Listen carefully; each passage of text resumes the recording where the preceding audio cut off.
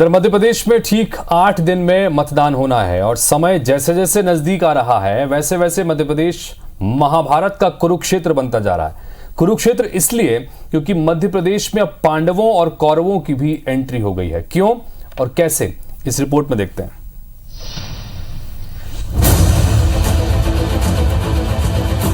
तीन प्रचारक ऊपर से चौहान और मोदी, ये पंच पांडव है। हमें गर्व है, हम 5 पांडवों के राह पर चल रहे हैं। अब उन्हें भाजपा वालों को पांडव कर दिया तो वो तो कौरव हो गए भैया। मध्य प्रदेश की चुनावी महाभारत में अब पांडव की भी एंट्री हो गई है। ये एंट्री हुई है मल्लिकार्जुन खड़गे के इस बयान के बाद। तो आप भी सुनिए खड़गे का वो बयान जिसके बाद छिड़ गई है मध्य प्रदेश में पांडवों के नाम पर महाभारत।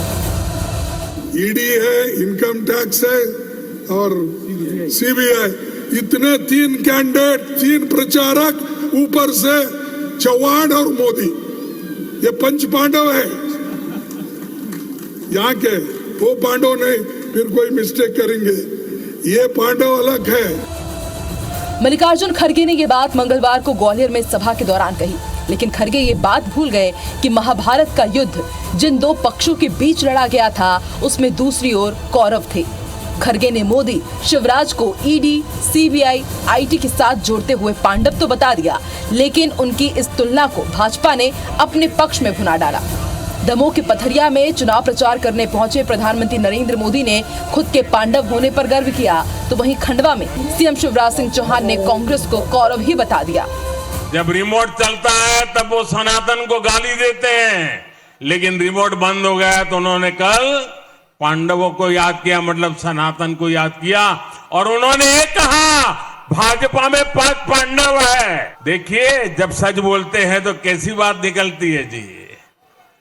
हमें गर्व है, हम 5 पांडवों के राह पर चल रहे हैं, इससे बड़ा गर्व क्या हो सकता है। उनकी अध्यक्ष आए खड़गे जी, वो कह रहे थे भाजपा वाले तो 5 पांडवों से लड़ रहे हैं। अब उन्हें भाजपा वालों को पांडव कर दिया तो वो तो कौरव हो गए भैया। अरे सही बात है कि नहीं? तो कौरव को अन्याय करने वाले थे, तो अन्याय करने वालों को जिताना है क्या? सियासत की महाभारत में जुबानी तीर जीत हार में बड़ी भूमिका निभाते रहे हैं। इतिहास गवाह है कि किसी नेता की ओर से की गई एक जुबानी गलती उस पार्टी पर भारी पड़ जाती है, और सामने जब नरेंद्र मोदी जैसा नेता हो जिसकी महारत ही विरोधियों के आरोपों को अपने पक्ष में भुनाने की हो, तो खड़गे का ये बयान भी कांग्रेस के लिए मुसीबत की वजह बन सकता है। ऐसे में सवाल उठता है कि क्या खड़गे के बयान ने कांग्रेस को बीजेपी के पिच पर खेलने का मौका दे दिया है। सवाल ये भी उठता है कि चुनाव से 8 दिन पहले बीजेपी को पांडव बताकर क्या खड़गे खुद फंस गए हैं? क्या मल्लिकार्जुन खड़गे के बयान से बीजेपी को फायदा होगा? और सबसे बड़ा सवाल ये कि बीजेपी पर ईडी, आईटी, सीबीआई के दुरुपयोग के आरोप पर जनता इस विधानसभा चुनाव में वोटों के जरिए किसके पक्ष में अपना मुहर लगाती है।